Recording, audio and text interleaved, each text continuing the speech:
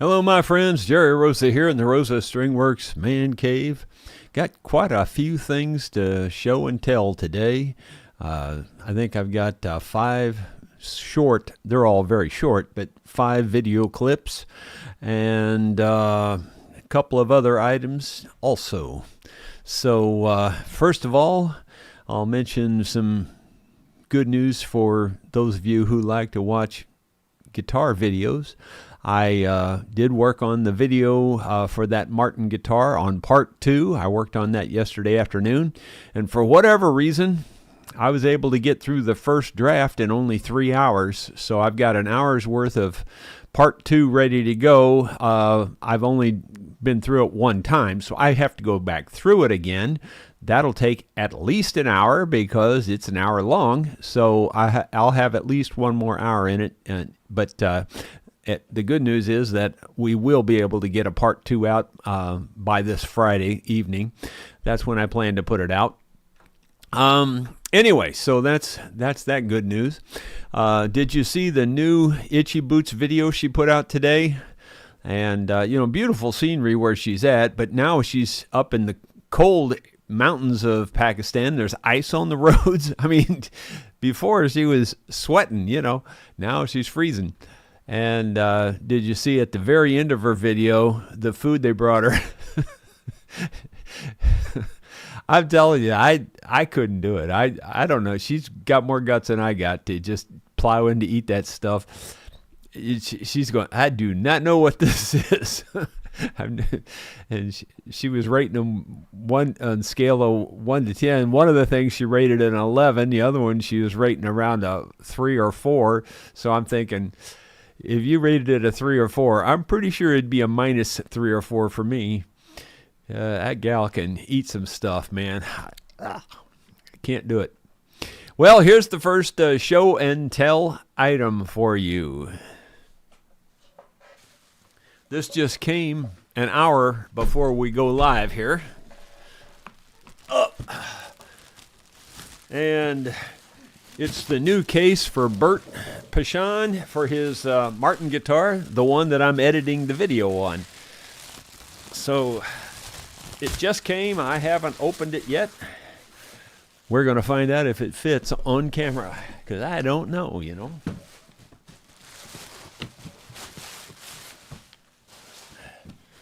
It's a really nice case. It's a 1, 2, 3, 4. It's a 4-latch case. So let's undo the latches and see how it works.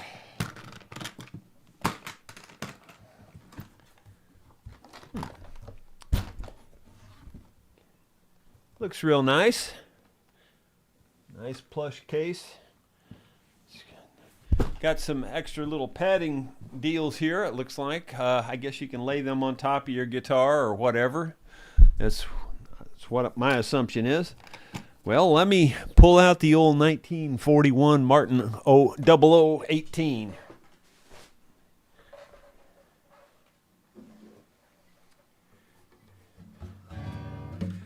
Here it is. Haven't touched it since I finished it, but looking good. Well, it fits in the case pretty well. It's a little bit on the loose side, and I knew it would be because it had measurements, and I knew that it would fit a little loose. But it's not so loose that it matters. It looks like it fits pretty well, and we can also, like I said, lay these pads on top of here. At least I'm assuming that's what that's for. And close her up.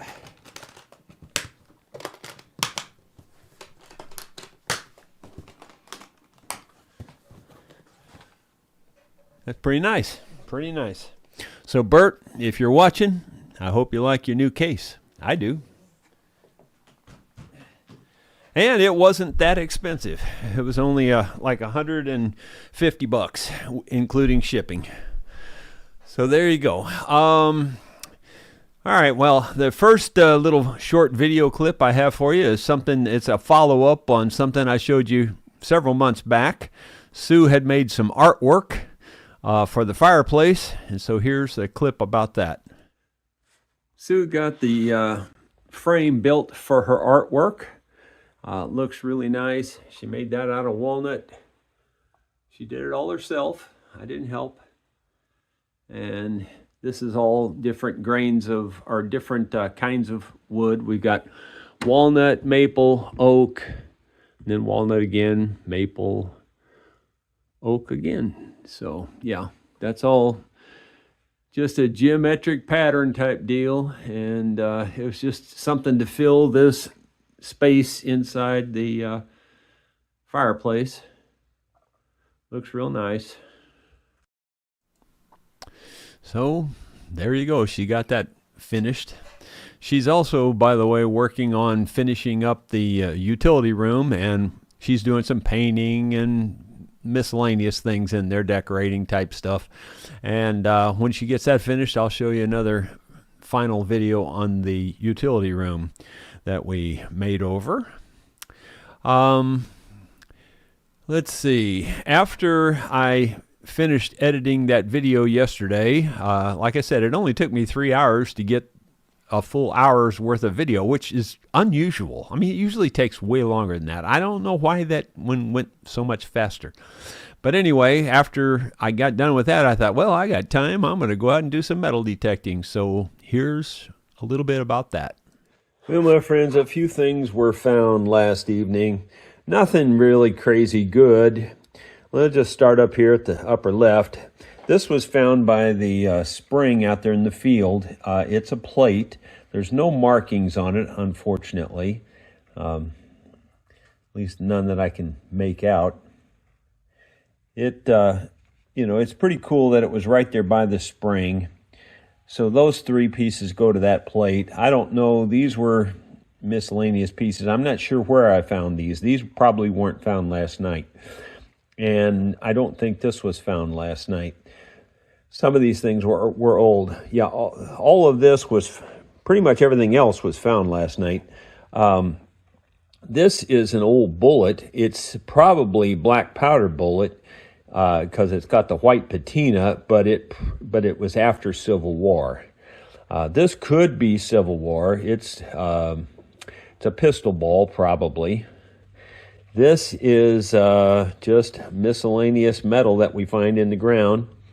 This really gave off a good signal. I don't know what this is, but it's so old that rocks are stuck to it, and I can't even get them cleaned off. This is a spoon bowl, and it's steel. It's very old. It was not far from the spring. This is the most unusual piece I found. It looks like it's a flapper, like off of a motor, a single cylinder motor, maybe one of those old hit and miss motors possibly, and this just closed on the exhaust. That's what I'm guessing. I really don't know what else it would be. It looks like it does have a hole in there for a pivot. That's how those are made. That's what it looks like. Of course, we found a horseshoe. This is, I don't know what this is off of, but, people always say a stove or something, but I think this actually is probably off of a pot. It's pretty thin metal, actually. I'm surprised how thin it is. Here's a couple of shotgun shells. I found several more. I've already filed the other ones away. This is a handle off of a wash tub, and again, it was found right by the spring. So anyway, just miscellaneous stuff. Nothing really all that great. Be cool if we could find the rest of this plate and put it all back together, or put most of it back together and then find a name or something on it. That'd be cool. This is the most unusual thing. I kind of think this may have been some sort of an air valve. It's made like that. It's got a hole down through here, but this part seems solid. It doesn't seem like that's a hole. So, of course, that could have been a spring valve that opened up. I don't know, but it does seem like some sort of an air valve to me. But I don't know. Found a lot of other things, like nails and pieces of wire and junk like that too, that's all been scrapped, and some bullet casings and things like that. So you find lots of stuff. There's just tons and tons and tons of stuff in the ground. Yeah, that's, you could spend every single waking moment the rest of your life and never dig it all. I'm convinced there's that much in the ground. It's just nuts. So I'm trying to find some of those good things. I just can't seem to get past all the junk. I noticed Hugh O'Connor there just asked, how did you find the plate with the metal detector? And you must be psychic, because I was going to tell you that those kinds of things you just find incidental as you're digging a hole for something else. Those things just pop out of the hole. Like I found that handmade marble that way. You just find stuff like that. There's a lot of stuff that's been smeared everywhere from those bulldozers, number one, but also I just think there was a lot of living going on back there in the 1800s. Okay, the next thing is also another just a very short little follow-up on something else I showed you a couple days ago. Here it is. Well, I like to complete jobs when I start them. I got the knobs for this. Not that it's a big deal, but hopefully they'll fit on there. Since I'm holding a camera, I'm just going to set the camera down, put these on there, and I'll show you that we did make it work. Well, there you go. There's the old broken one, and we have 2 new knobs on there, and that'll stop it from vibrating and rattling a whole lot. This whole bar vibrates and rattles, actually. But anyway, it's secure on there now, and it should be, where it won't fall off and get lost somewhere.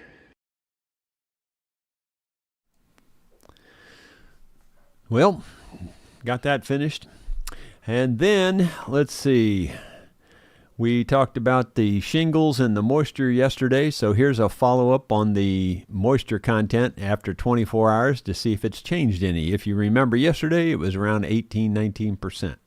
Yesterday, these checked in at around 18-19%, so let's check them today. 19, and let's see. Well, that one's showing a lot higher that way. But like I said, to me, that's the fallacy of it is when you check on one grain line, that one grain line could be super wet.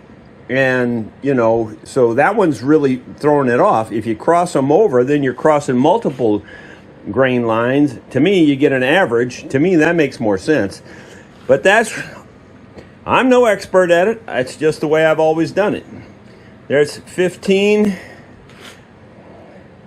that's 17, so, who knows who's right, and, you get different results every single time you check this stuff, every time. It's just kind of a ballpark number anyway. So there's 14,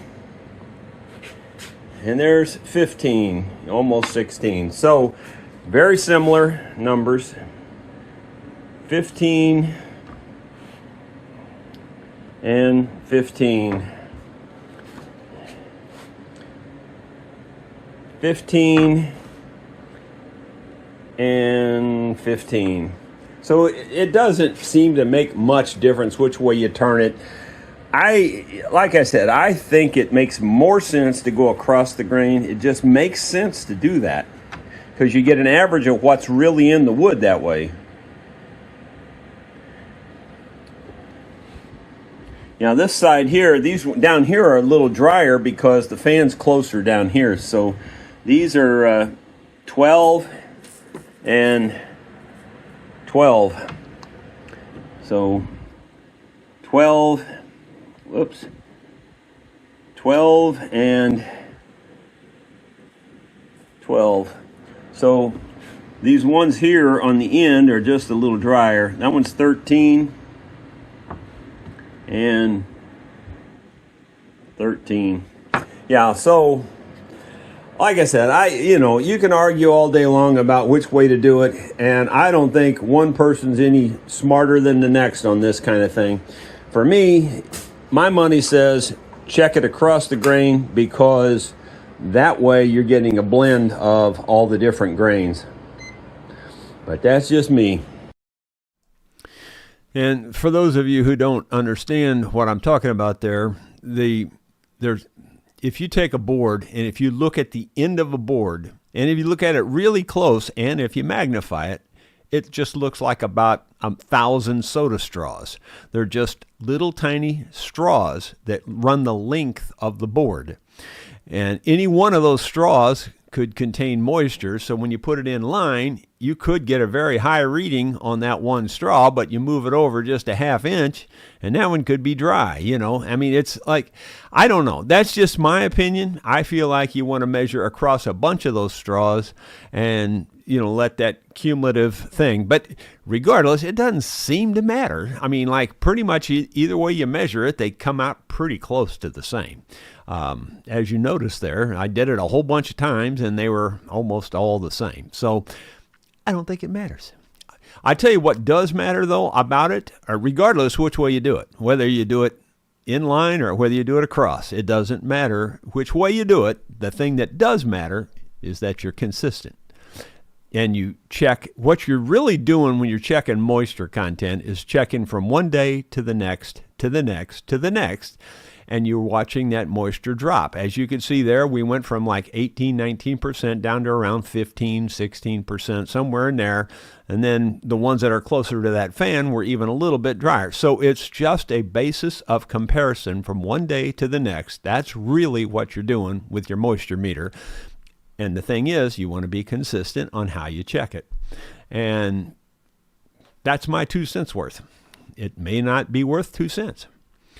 There you go. Let's see. The last video clip I have for you is something you weren't even expecting. This one just hit you square in the face. It's 9:39 a.m. Been doing other things, but then I thought, well, what else can I do this morning? And I thought, maybe put this door in. That might work. See one little obstacle here. This is in the way. I'll have to knock that corner off. That's a brace for that, so I can't take it off, but I can knock that corner off without any problem. That could be a problem there too. Actually, it is a problem because the facing's going to hit that and this both. Now that I think about it. Bomber. So what I'll have to do is actually cut them off shorter.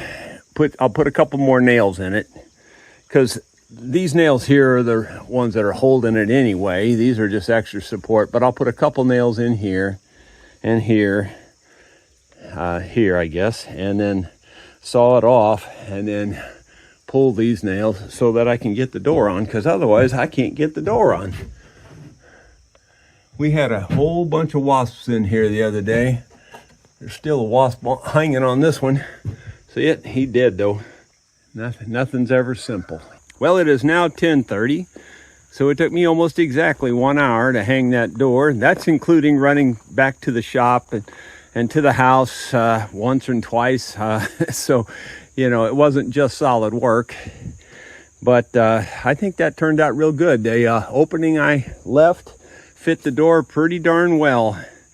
The opening wasn't as square as I was expecting, but there was enough room in there to square the door up. The door works pretty well. Don't have a handle for it yet. Well, I think we may have a handle, but I got to find it. But anyway, that's just one more step completed. That might be a little premature. It might get in my way, but I don't think it will. It's not that big a deal, I don't think. Well, at least I got that done. Now, let me tell you something. Have you picked up an exterior door lately? That's heavy. That was all I could do by myself to pick that up, carry it up those stairs, and put it in place. If it weighed a half a pound more, I couldn't have done it.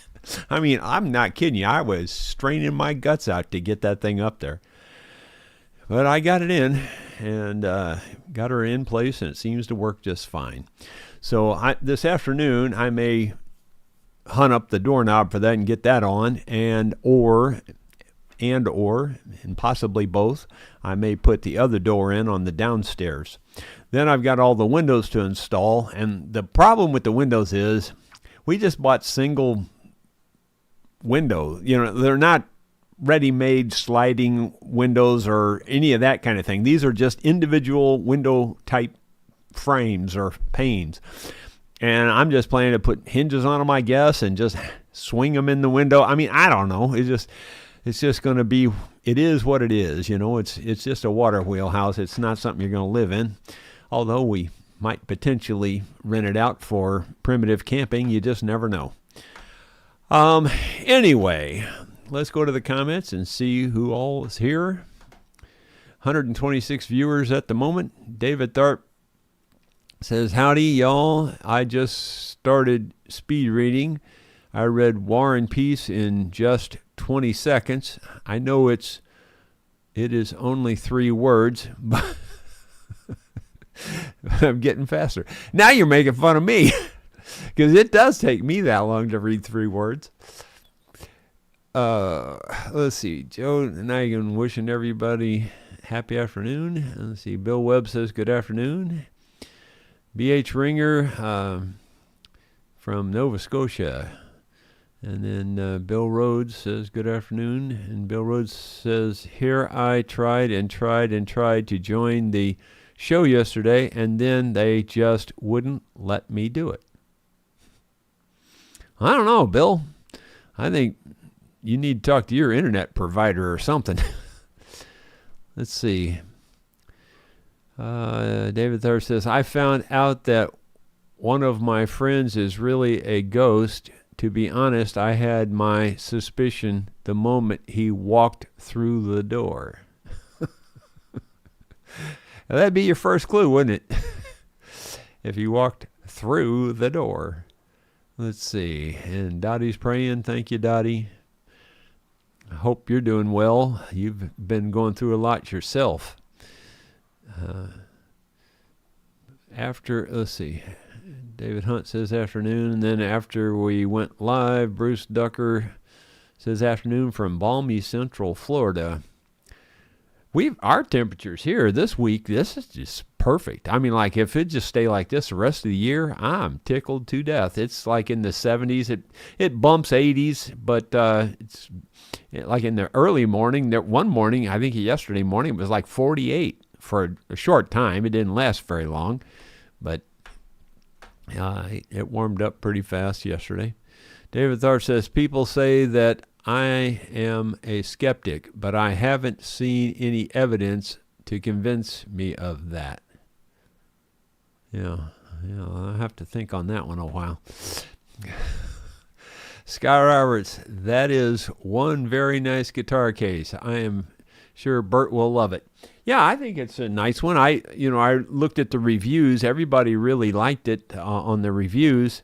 And for the money, I thought, man, that's like a no-brainer, And it was just a hair bigger than I was hoping to find, but only a hair bigger. It's not like it's sloppy fit or anything. It fits in there pretty good. Gino Hitch, hi Jerry and friends. Glad to be here and hope everyone is doing good. Bill Webb, my guess is those extra pieces go on the strings. Okay. Yeah, like down the neck type thing. Well, I think in this case, they fit really nice right on top of the guitar to keep the guitar from bouncing up and down, But you could be right. They could possibly do that. They seem soft and squishy. They're very soft. So I thought it won't hurt to put them on top, because there is room between the guitar and the top, so it didn't I didn't have to force it down or anything. It just closed very easy. Let's see. Scott Roberts says that guitar case looks like it is made for a dreadnought. No, it's definitely not for a dreadnought. Hugh O'Connor, how did the metal detector find the plate? Well, I did mention that one. Let's see, Scott Roberts, that one thing that looks like an air valve looks to me like a button head grease fitting. I used to use those on grease cans. It's news to me. Mike Spivey, Jerry, the air fitting piece that you looking at is actually a bulldozer slack adjuster grease fitting. Well, I'm going to have to say you guys are right because I have no idea.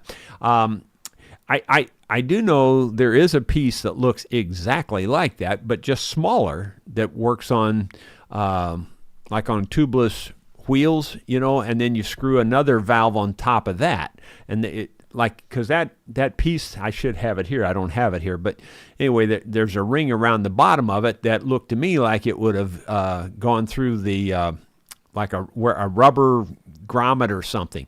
But if you say it's a grease fitting, I'm going to take your word for it because I have no idea. And it makes sense that because the bulldozers were back there. So grease fitting sounds right to me.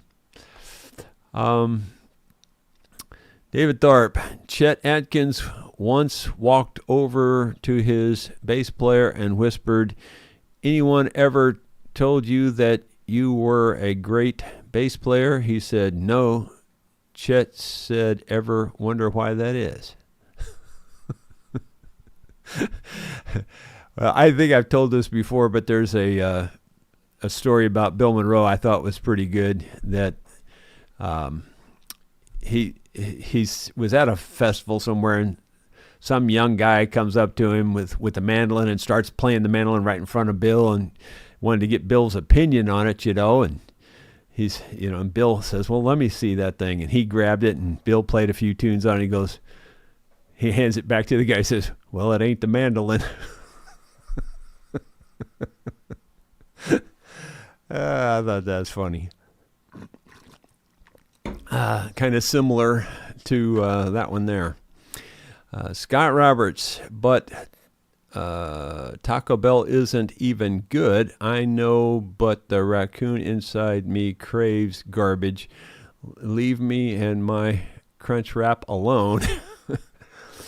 Have you guys been following all the hoodoo about Cracker Barrel and, the woke stuff and the way they're trying to change everything at Cracker Barrel, the sign and all that?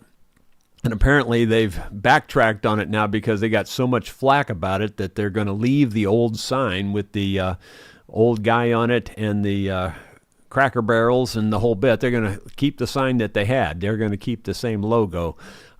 They were going down the wrong path apparently, and everybody jumped on them. And I think their stock dropped like 150 million or something, or maybe more than that. I don't know, something like that.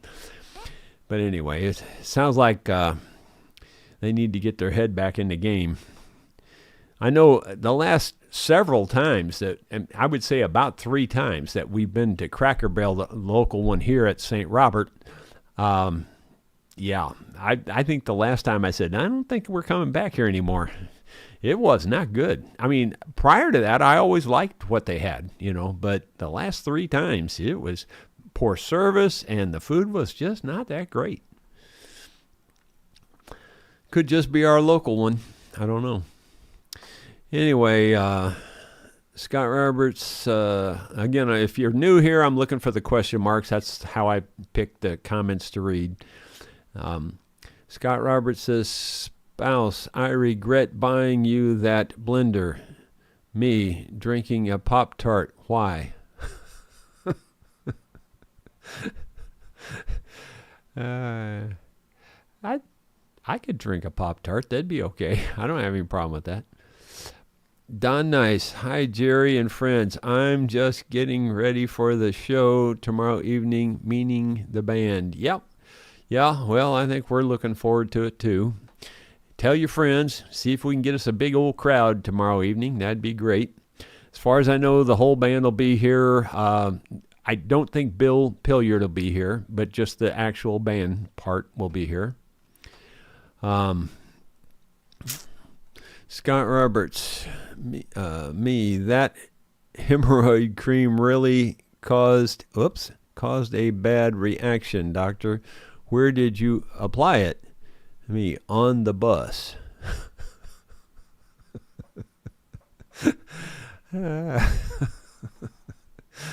You'd probably get a bad reaction if you did that.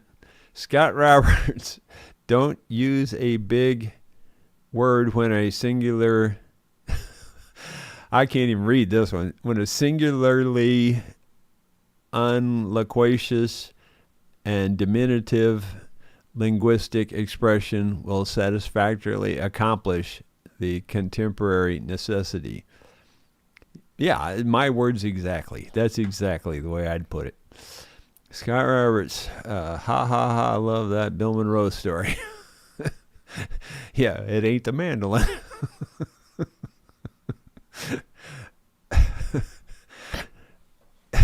That's just exactly how Bill was. I was only around Bill 2 or 3 times, and I wasn't very long around him any of those 3 times. But you could just tell that's the way he was. and of course, all the stories I've heard from my uncle, that's the way he was, because he did the same thing to my uncle.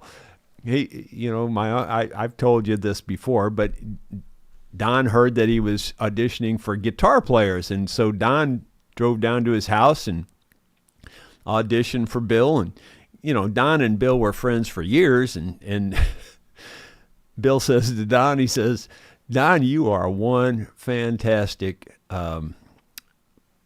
mandolin player. You're a fantastic lead singer." He says, it just don't get no better. But you can't play guitar for SH. You can't play guitar for SH. And you can fill in the rest of it. That's just exactly the way Bill comes across, too. Bill Rhodes, Jerry, when I was a boy, I used to go down by Newburgh to a gated community. I was just wondering if it was still there. It was just past Newburgh on the right, about 2 miles down the gravel road. Well, if it is, I don't know anything about it. So I don't get down through there very often. Yeah, I go to Newburgh, and that's it. I don't go on through Newburgh. So no, I don't know anything about that. Andrew Eckmeyer, sorry, joined late. Wanted to know where you got the wedge string action gauge from. It's got to be easier to see the one I've got. Yeah, well, you can find it on the Products I Use page of my website.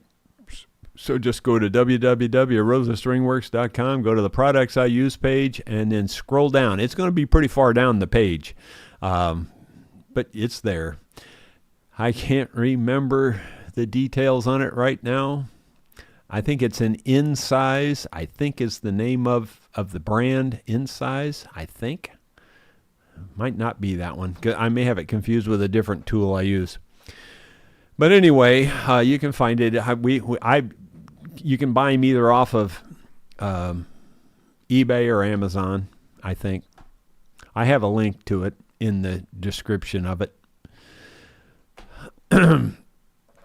Let's see. Paul Lanier. Oh, no, there's no question marks. Don Nice. Jerry, did you find any mushroom? Well, I haven't been looking for any this time of year. Oh, you're looking at my shirt, I guess. But this past spring, we found the lowest number of morels that we've ever found this past spring. I think I only found around a dozen. Typically every year I find about 100 or more, but for whatever reason this year was very low productivity. And I say it, to me, it's once you start finding them in a spot, you'll find them in those spots for several years in a row, and then they just peter out. They're just gone. And I kind of think this was my year where they were all just gone. I found a few, but just very few. I'm hoping those spots will rejuvenate again. Now, and for years and years, I did all the things that everybody says you're supposed to do. Shake carry them in an open bag, pour your water out back there, and they'll regrow. It doesn't work. Not a single thing like that works for me. I did it for years and years and years and never saw one tiny positive result. So I gave up on that stuff. The reality is, after you pick them out of that spot for several years in a row, every year there's just a few less, and then a few less, and a few less, and finally there's none there. And that's kind of where we hit this year, it seemed like. So I got to find me some new spots, it looks like. Let's see. Bad Bob V. Jerry, I think you missed Dottie asking about JR's eye. Apparently I did. I didn't see it. Again, it may have not have shown up on my side. I don't think I missed anything she asked about. If she had question marks on it anyway. I don't see anything from Dottie after we went live. She may have had something before we went live. Anyway, I don't have any update on his eye as far as I know. I think the last thing I told you was that they said they feel like it's too late to operate on it now. They're just hoping his body absorbs the rest of it. So I don't think it's really causing him any trouble now compared to the way it was at the beginning. Let's see. Andrew Eckmer. Thanks. By the way, love your show. Well, thank you. Don Nice, yes, your blue shirt. Okay. Brian O'Grady. Hi, Jerry. Love your version of Hickory Wind. Also, Blue Ridge Mountain Home. Best wishes from London. Well, I'll put those down for tomorrow night then. If you want to make requests, you can. I'll try to do them if I can. I'm probably not going to learn anything from scratch, especially for the band, because it's just too hard to get that many people up on one song, if you've never played it before, So the ones that we know, I don't have a problem doing those at all. So Hickory Wind, I'll put that down, and Blue Ridge.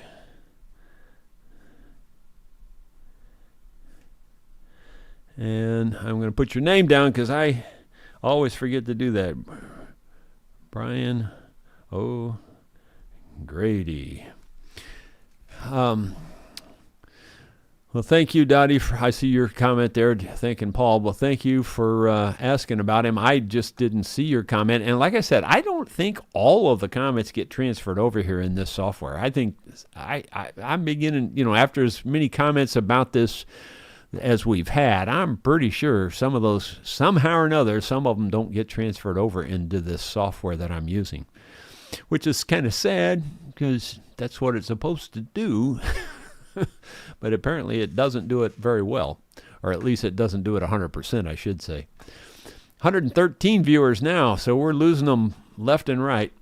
Guys, I guess I'm going to let that be it. Thank you all for being here. I'm going to go out there and do something with that water wheel house, maybe to try to take some more steps. You never know. I doubt I'll put the windows in today because I don't even know how to put those windows in. I just bought them because they were cheap and they fit and they look nice. They kind of match the door, but they don't have any frames or anything with them. I'm just going to figure out something and mount them up and see how it looks. Yeah, see you tomorrow. Thank you for being here.